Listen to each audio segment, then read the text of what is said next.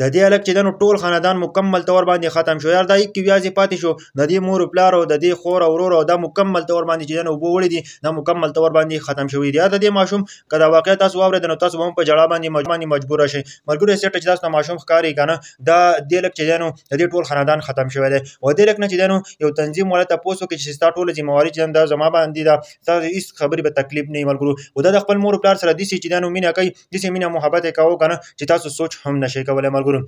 دا څنګه پته ده که نه په بونیر کې چې کومه سیلاب راغلی دی، هغه چې دی نو په سوونو کسان چې دی نو هغه د دنیا نه رخصت شوي دي، او چې دی نو په زرونو کسان چې دی نو هغه اوس هم زخمیان دي، هغه ډېر زیات خراب دي. څه کسان چې دی نو اوس هم لاپتې دي، الله دې هم په پښتنو باندې خپل رحم وکړي. دې ماشوم چې دی نو د ټول خاندان مکمل طور باندې ختم شوی دی. دې ماشوم ویل که نه چې زه د خپل کور نه چې دی نو د خپل رشته دارو کره تلمه، زه خپل رشته دارو کره تلم چې زموږ د رشته دارو کور چې دی نو هغه بره په غر کې و، په غر کې و، نو هلته چې دی نو زه تلمه په دې ټیم کې چې دی نو اوبه رالې او که نه زموږ کور چې دی نو مکمل طور باندې ویوړو. وایي زما مور چې دی نو په آخره کې ما ته اشاره کوله، ویل چې اوبو نه لرې اوسه. وایي زما مور چې دی نو هغه هم د دنیا نه رخصت شوې، ټول چې دی نو هغه یې ویوړلو. وایي زه خپل د رشته دارو کره تلم ملګرو.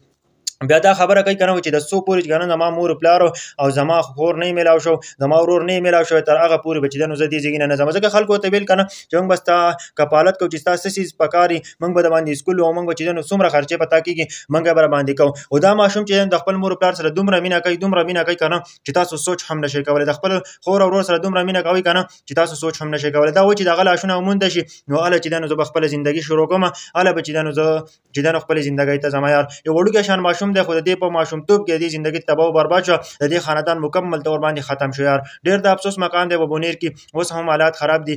ټول کسان چې دی نو دواګانې ولې هم وکړئ، د هغو سره امداد هم وکړئ. نن سبا چې دی نو په ښځې وایي ګرځي او چې دی نو د بونیر لپاره وایي چې موږ چانده راغونډو، او هغه چې دی نو روپۍ ځانه وایي هغه د پنجاب نه هغه ښځې راغلي، نو هغه خلکو له چېرته هم چانده مه ورکوئ.